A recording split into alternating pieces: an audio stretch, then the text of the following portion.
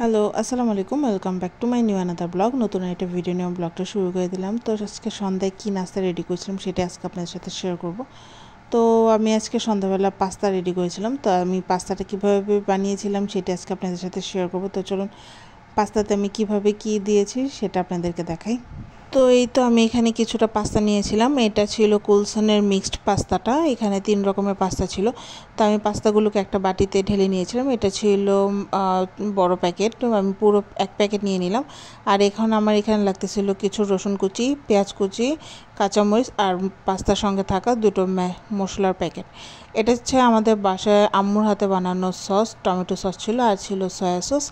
আমি soya sauce এই forest মুনটা use করি আর আমি এখানে প্রাণের ওয়েস্টার সসটা নিয়ে নিয়েছি। তো প্রথমে আমি একটা হাঁড়িতে পানি বসিয়ে দিলাম আর এখানে আমি কিছুটা লবণ দিয়ে দিব, কেননা পাস্তাগুলো সিদ্ধ করতে দিব এখন আমি। আর পাস্তাতে এখন যদি আমি লবণ ইউজ না করি তাহলে দেখা যাবে যে পাস্তার ভিতরে আসলে লবণটা ঢুকবে না। তো সেই জন্য আমি এখানে পাস্তার জন্য আমি লবণ দিয়ে দিলাম, লবণটা একটু বেশি করে দিয়ে দিছি। দেওয়ার পর এখন এটাকে আমি ভালোভাবে পানির সাথে মিক্সড করে দিব। আর পানিটা যখন একদম পুরো ফুটে বলক চলে আসবে তখন আমি পাস্তাগুলো দিয়ে দিব। তো এই যে পাস্তাগুলো দেওয়ার পর এখন এটাকে একটু নেড়ে দিব যাতে একটার সাথে লেগে না যায়। এখন আমি এটাকে খুব সময় নিয়ে সেদ্ধ করব, প্রায় 10 মিনিটের মতো আমি সময় নিয়ে এই পাস্তাটাকে সেদ্ধ করব। তো ওদিকে পাস্তাটা সিদ্ধ হতে থাকুক, আমি এদিকে রান্নাটার কাজে চলে যাই। আমি এখানে একটা ফ্রাইং প্যানের মধ্যে কিছুটা তেল দিয়ে নিলাম। তেল দেওয়ার পর আমি এখানে একটা ডিম ভেজে নিচ্ছিলাম। তো ডিমটাকে আমি জাস্ট স্ক্রাম্বল করে নিয়েছিলাম। আর আমি এখানে একটা ডিম ইউজ করব, কারণ আমার মা আবার পাস্তাতে ডিম পছন্দ করে না, কিন্তু আমি আর ভাই পছন্দ করি, সেই জন্য আমরা আমাদের জন্য ডিমটা দিয়েছিলাম। তো এখানে আমি আজকে কোনো রকম মাংস বা চিংড়ি মাছ ইউজ করব না, জাস্ট ডিম দিয়ে আমি পাস্তাটা রেডি করব। তো আমি ডিমটা ভেজে নিছি। এখন আমি আরও কিছুটা তেল দিয়ে নিলাম। তেল দেওয়ার পর আমি এখন এখানে রসুন কুচিটা দিয়ে দিলাম।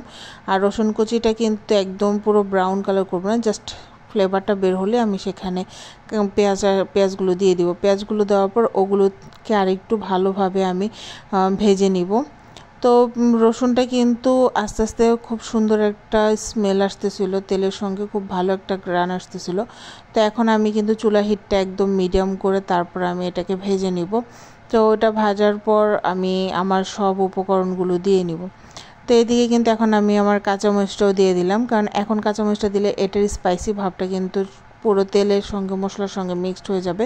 আর আমি এখানে প্রায় 7-8টার মতো আমি কাঁচামরিচ দিয়ে দিয়েছি, কারণ আর পাস্তা জিনিসটা একটু স্পাইসি হলে ভালো লাগে। তো এখানে আম্মুর হাতে বানানো সসটা আমি প্রায় 1 কাপের মতো দিয়ে দিলাম, কারণ আমি এখানে টমেটো ইউজ করিনি। যদি টমেটো ইউজ করতাম তাহলে আমি সসটা একটু কম ইউজ করতাম। যেহেতু এখন আমার বাসায় টমেটো নেই, আমি সেই জন্য সসটা একটু বেশি পরিমাণে ইউজ করতেছিলাম।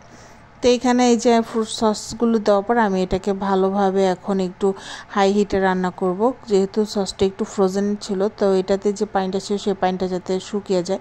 আর আমি এখন কিছুটা লবণ দিয়ে দিলাম। আর এখন আমি স্পাইসির জন্য এখানে কিছুটা লাল মরিচ ইউজ করতেছিলাম, গুঁড়া মরিচ সেটা ইউজ করতেছিলাম। তবে গুঁড়া মরিচের পরিমাণটা খুবই কম ছিল, যেহেতু আমাদের বাসায় রাইস আছে, ও খাবে, সেই জন্য একটু ঝালের পরিমাণটা একটু কমিয়ে দিয়েছিলাম। তো আজকে কিন্তু পাস্তাতে আমি কিছুটা আলু কুচি ব্যবহার করেছিলাম। আলুগুলোকে একটু মোটা করে কেটে নিয়েছিলাম, সেটাকে কেটে তারপর আমি সেদ্ধ করে নিয়েছিলাম। তো এখন আমি সেই আলুটা দেওয়ার পর দিলাম সয়া সস 1 চা চামচের মতো, আর দিয়ে দিলাম ওয়েস্টার সস। এখন সবগুলো দিয়ে আমি কিন্তু সসটাকে ভালোভাবে আমি একটু কষিয়ে নিলাম। কষানোর পর এখন আমার পাস্তাটা সিদ্ধ হয়ে গেছে, আমি এখন পাস্তাটা দিয়ে দিব। আর এই পর্যায়ে পাস্তা দিয়ে কিন্তু আমি খুব ভালোভাবে এটাকে নেড়ে নেব।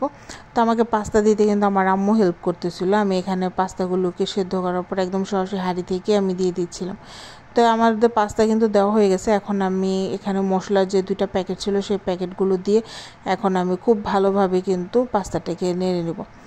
আর এই যে ডিমটাকে এখন মিক্সড করে ফেললাম। তো এখন চুলার হিটটা কিন্তু একদম বাড়িয়ে আমি পাস্তাটাকে রান্না করব। না, এটার সাথে এখন আমি যে সসটা ইউজ করছিলাম সেই সসগুলোই এখন আমি এটার সাথে মিক্সড করে নেব। আর যেহেতু পাস্তাটা আমি প্রায় 90% সিদ্ধ করে নিচ্ছি, আমি 90% সিদ্ধ করেছি, আর বাকি সিদ্ধটা কিন্তু এখন পাস্তাটা হবে।